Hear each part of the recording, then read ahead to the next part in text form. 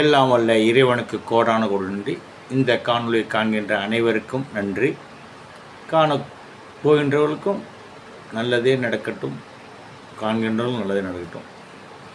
இந்த பிரபஞ்ச ஆற்றல் சக்தி மூலம் உங்களுக்கு கிடைக்க செய்த யூடியூப் சேனல், யூடியூப் கம்பெனிக்கு நன்றி. இப்போது சித்தல் ரகசியத்தில் பகுதி 9 பார்க்க போகிறோம். இதுக்கு முன்னாடி 8 பார்த்துட்டோம். 8 பேருடைய அகத்தியர், போகர், திருமூலர் தொடர்பாக ஒரு 8 பேரை பார்த்தோம். இப்போ 9வதாக பார்க்கப்படுவது குதம்பை சித்தர். ஒவ்வொரு சித்தரும் ஒவ்வொரு விதமான அனுபவங்களை கொண்டு இறை செயலை அடைஞ்சிருக்காங்க.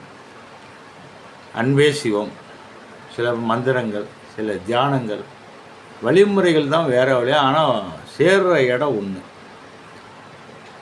இதை ஒரு 18 சித்தர்களும் ஒவ்வொன்று, போகர் இருக்காங்க, அகத்தியர், இப்போ அவங்கவுங்க பல செயல்கள் ஒவ்வொரு விதமாக அடைஞ்சிருக்காங்க. குதம்பை சித்தர் என்ன பண்ணார்? இப்போ இந்த ரகசியத்தை இந்த காணொலி மூலம் நீங்கள் பார்க்கலாம். நல்லதே நடக்கட்டும். எல்லாம் வல்ல இறைவனோட அருள் நிச்சயம் உங்களுக்கு கிடைக்கும்.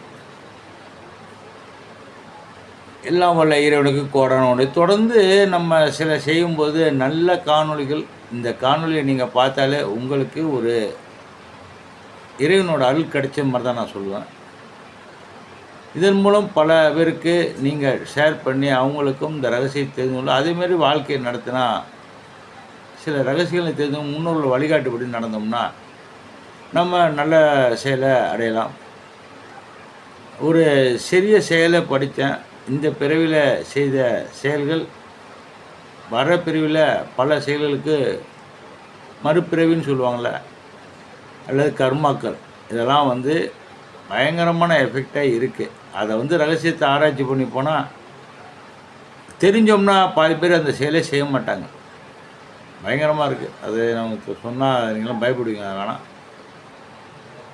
இந்த ரகசியத்தின் சிதம்பர ரகசியம் மாதிரி சித்தர்கள் ரகசியத்தில் 9வது பகுதியில் எளிமை, ஞானம், இறை நம்பிக்கை ஆகியவற்றின் உருவமாக வாழ்ந்தவர் தான் குதம்பை சித்தர். இவர் பாருங்கள், இவர் ரொம்ப எளிமை, எதையுமே கண்டுக்க மாட்டார்.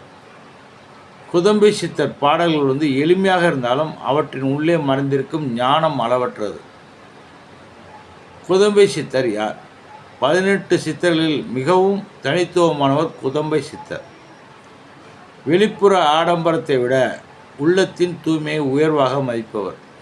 மனிதன் இறைவனை அடைவதற்கு எளிமையான வழியை போதித்தவர். எளிமையே உயர்ந்த ஞானம். ஆடம்பரம் ஆன்மீகத்தை வளர்க்காது.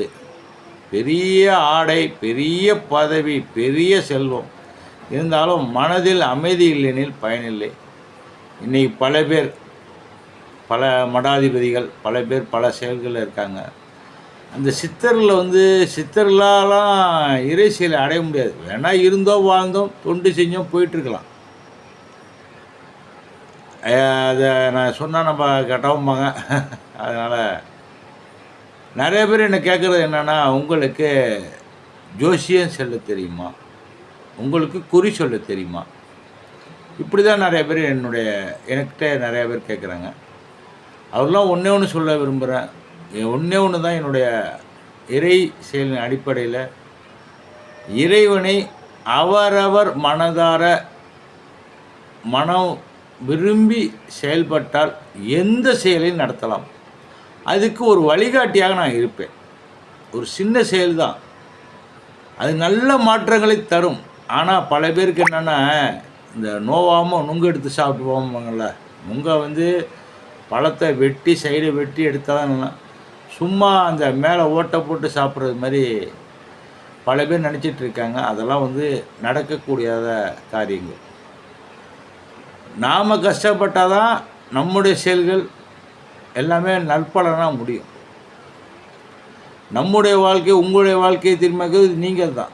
உங்கள் மனம்தான் நீங்கள் செயல்பட. நான் சொல்கிறேன்னா செஞ்சீங்கன்னா நீங்கள் உங்களை தட்டிக்கிறதுக்கு ஆளே கிடையாது. இப்படி தான் என்னுடைய செயலும். அப்படி தான் என்ன ஒரு வழிகாட்டுதல், இதை செஞ்சால் நல்லாயிருக்கும், இதை செஞ்சால் நல்லா, அதை மட்டும் செஞ்சுட்டு ஃபாலோ பண்ண என்ன கொஞ்சம் கஷ்டமாக தான் இருக்கும். காலைல 4 மணிக்கு எழுந்திரிக்கணும், சில செயல்கள் செய்யணும். எப்போதுமே ரொட்டீனாக ஒர்க்கை பார்க்கலாம். அதேமாரி நல்ல மனமாக மாறும், நல்ல எண்ணங்களாக வரும், பேச முடியாது. அதாவது தவறான வார்த்தைகள் பேச முடியாது, கோபம் குறைக்கணும். இதெல்லாம் ஒரு சில செயல்கள் தானாக நடக்கும். ஏன்னா இந்த ஆன்மீகங்கிற ஒரு பாதையில் ஒரு பெரிய ரகசியங்கள்லாம் அடங்கியிருக்கு. ஆன்மீகத்தில் வந்து சில பேர் பணத்துக்காக பல பேர் பல விதமாக பண்ணுறாங்க. தியானங்கிற பேரில் நிறைய பேர் இந்த என்னென்னமோ போட்டு கையை காலை நீட்டு அப்படி பண்ணு இப்படி பண்ணுங்கிறாங்க. அவங்களாம் படுறத பார்த்தா கடவுள் வர்ற கடவுள் ஓடிடுவார்.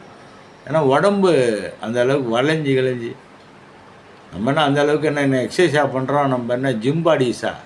நம்மலாம் வந்து இறை செயல் அடையும் போது மனதார ஒரு இடத்துல உட்காந்து மனதை அப்படியே வேண்டிகிட்டு இருந்தாலே எல்லா செயலும் நடக்கும். ஒன்றும் பெரிய பாருங்க, பகவான் அருள் பாலிக்கிறார். சரி, ரைட்டு.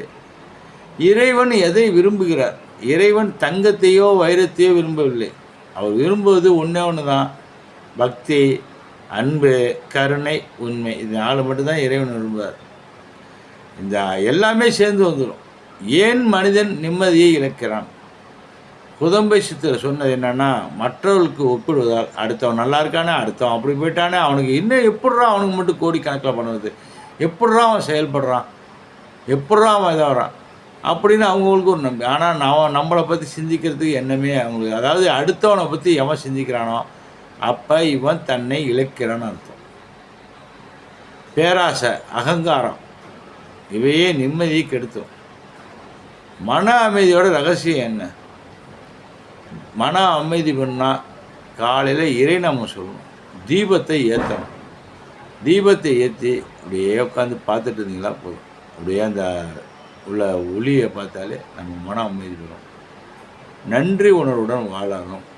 எந்த ஒரு செயல்சாலும் நன்றி சொல்லுங்கள், மனதார நன்றி சொல்லுங்கள். அவங்க வாங்குறாங்க வாங்கலை, நன்றிங்க ஐயா நன்றிங்க நன்றிங்கன்னா நம்ம சொல்ல வேண்டிய செயலை சொல்லிட்டு இருந்தால் அது இறைவனுக்கு கொடுக்க சமம். நீங்கள் அடுத்தவங்க சொல்கிறதுக்காக நீங்கள் தவறாக நினைக்காதீங்க. விட்டு கொடுத்து போகணும், என்றைக்கு கெட்டு போனதில்லை. காரியம் ஆகிறவங்களும் காலில் விழுவாங்க, காரியம் ஆன பிறகு காலை வரைட்டு உண்மையான விஷயந்தான். அதுமாரி கூட கும்பிடு போகிறவங்களும் நம்பாதீங்க.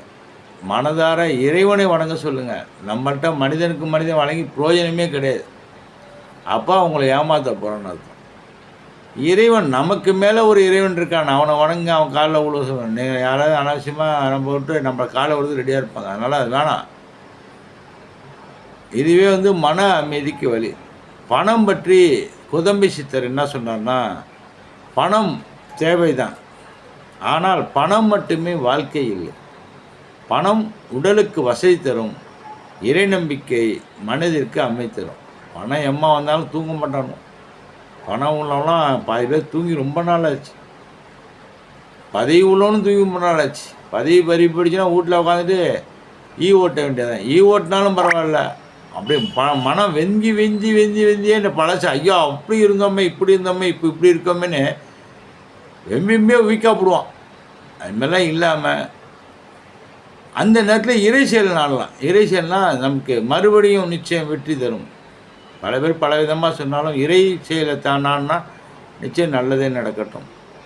நான் வந்து பொதுவான கருத்தாக சொல்கிறேன், நான் யாரையும் சார்ந்து சொல்லலை. இது வந்து குதம்பை சொன்ன வார்த்தை, குதம்பை சித்தர் சொன்னது. நல்ல வார்த்தையின் சக்தி. குதம்பை சித்தர் கூறுகிறார், ஒரு நல்ல வார்த்தை ஒருவரின் வாழ்க்கையை உயர்த்தும். சிவாய நம்ம திருச்சிற்றம்பலம். வாங்க, அருமையாக இருக்கீங்க, நல்லா இருக்கீங்க, எப்படி இருக்கீங்க கூட நல்லா இருப்பீங்க.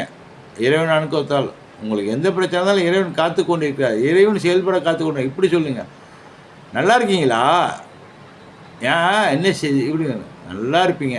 இறைவன் அனுக்கத்தோடு உங்களுக்கு அருமையாக இருக்குது, உங்கள் யோகம் நல்லா இருக்குது, அவன் இருக்கா, நீங்கள் கவலைப்படாதீங்க. யாம் இருக்க பயமேன் என்று முருகப்பெருமான் இருக்கும் மாதிரி எல்லாம் வல்ல இறைவன் இருக்கான். ஒவ்வொருத்தவங்களும் இறைவன் இருக்கார். அதாவது எல்லாம் ஒன்று தான், பரம்பொருள் ஒன்று தான். ஆனால் மனம்தான் வந்து மாறிக்கிட்டே இருக்கும். எப்படி கட்சி மாறுற மாதிரி இதெல்லாம் மாறிக்கிட்டே இருக்கும். ஆனால் இறைவன் ஒருவன் தான், அதில் எந்த மாற்று கருத்தும் கிடையாது.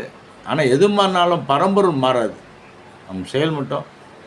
அதேமாரி இதெல்லாம் தாண்டி தர்மத்தோட பலனாக இருக்கும். தர்மம் செய்கிறதுனால மெயினாக அன்னதானம். ஒருவருக்கு செய்த உதவி ஒருபோதும் வீணாகாது. என்னைக்காவது மறுபடியும் காப்பாற்றாது, நமக்கு தெரியாது. இன்றைக்கி நீங்கள் செய்கிற சின்ன செயல் கூட நாளை உங்களை காப்பாற்றும். தெரியாமல் செய்கிற உதவி என்றைக்கோ ஒரு நாள் எங்கேயோ காப்பாற்றும். கோபத்தை எப்படி நம்ம போக்குறது? நிறையா பேருக்கு டென்ஷன், எப்போ பார்த்தாலும் கோபம், எதை சொன்னாலும் கோபம். மெயினாக வந்து நிறைய பேர் கெட்ட பழக்கம், வீட்டில் உள்ளவங்கள்ட்ட கோபத்தை காமிச்சு பழக்கமாச்சு. ஏன்னா வீட்டில் உள்ளவங்க எதிர்த்து பேச மாட்டாங்க, மற்றவங்க ரோட்டில் போனாலும் அடிப்பாங்க. அதனால் மினிமம் இது இது வந்து எல்லாருக்கும் பொருந்தும், எனக்கு சேர்த்து தான் பொருந்தும், நான் மட்டும் ரொம்ப இதில்.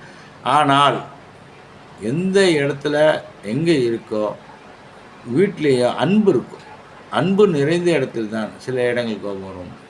ஆனால் அனாவசிய கோபப்படுறது ஆபத்தை விளைவிக்கும்.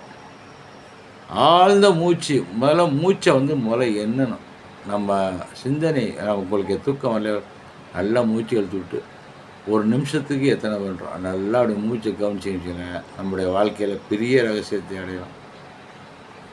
இறைவனை நினைக்கணும். உங்களுக்கு முடிஞ்ச இறைசியல் பாட்டுகள், பிடித்த பாட்டுக்கள், விஷ்ணு சகஸ்ரநாமம், ஓம் நமோ ஆஞ்சநேயம், நமோ சீனிவாசம், நமோ வெங்கடேசம், ஸ்ரீராம ராம ராமேதி ரமே ராமே மனோரமே, சகஸ்ரநாமத்தில் ராமநாமவரணே, சிவபுராணம் கேட்கலாம், தேவார பாடல் கேட்கலாம், உங்களுக்கு தெரிஞ்சதெல்லாம் கேட்கலாம். அதேமாரி ஆயிரங்காளி போற்றி, அந்த காளியம்மன் போற்றிகள்லாம் கேட்கலாம். கந்த குரு கவசம், கந்த சஷ்டி கவசம், வேல்மாறு, இதெல்லாம் ஆடியோவில் டேப் பண்ணி வச்சுட்டு அப்படியே மனசார தூங்கினா நல்லா மூச்சு இழுத்து விட்டு இதெல்லாம் கேட்டுருந்தீங்கன்னா அவங்கள அறியாமல் தூக்கம் வந்துடுங்க. தூக்கம் ஒரு பெரிய அருமருந்து பலருக்கு. நல்லா உண்மையாக நல்லா தூக்கம் நல்லதாக நடக்கட்டும். குடும்பத்தில் மகிழ்ச்சி வரணும்னா அன்பு, விட்டு கொடுத்து போகிறது, இறை நம்பிக்கை இருந்தால் நிச்சயம் மனம் அமைதி வேணும். குதம்பீசத்தோட முக்கியமான உபதேசம் என்னென்னா, உள்ளம் தூய்மையாக இருந்தால் அதுவே கோவில். வெளியில் இறைவனை தேடுவதை விட உள்ளத்தில் இறைவனை உணர கற்றுக்கொள்ள வேண்டும். வாழ்க்கையோட உண்மை தத்துவம் என்னென்னா, செல்வம் நிலைக்காது, புகழ் நிலைக்காது, உடல் நிலைக்காது, ஆனால் தர்மமும் இறைபக்தியும் இருக்கும். நீ பெரியவாளை பற்றி பேசுகிறோம், பெரியவா அவள் செய்த நற்காரியங்கள் பல பெரிய பேசுகிறோம், நிறைய செயல்கள் நிறையா பேர் பண்ணியிருக்காங்க. காஞ்சி மகா பெரியவா, இன்னும் பல பேர் சொல்லியிருக்கலாம், சீரடி பாய் பாபா செஞ்சுருக்காரு, இப்படி நிறைய பேர் பலருக்கு நல்லா செஞ்சாங்க. இயேசுபிரான், இந்த முகமது நபிகள் நபி, இவங்களாம் வந்து இறை தூதர்கள், இவங்களாம் வந்து ஒரு நிறைய பேர் செஞ்சு. அதேமாரி நம்ம குதம்பி சித்தரும் நிறையா பாடல்கள் நிறைய பேர் நல்லா செஞ்சுருக்காரு. சித்தர்கள் எல்லாருமே நல்லா செஞ்சுருக்காங்க. இன்றைக்கி பழனிமலையே வந்து சித்தர்கள் தான். குதம்பி சித்தரோட இறுதி செய்தி என்னென்னா, எளிமையாக வாழ கற்றுக்கொள், அன்பாக பேசி இறைவனை நம்பு. முடிஞ்சு வச்சு 3 மேட்டர் தான் சொல்லியிருக்கார். இந்த 3 வழியும் வாழ்க்கையை உயர்த்தும். ஓம் குதம்பை சித்தரே போற்றி. ஓம் நல்லதே நடக்கட்டும். தொடர்ந்து இந்த காணொலி சப்ஸ்கிரைப் பண்ணுங்கள். நான் அடுத்தது பகுதி 10ஆக சித்தர் வாழ்க்கை ரகசியத்தை வெளியிடுகிறேன். நன்றி, வணக்கம். வாழ்க வளமுடன். திருச்சிற்றம்பலம்.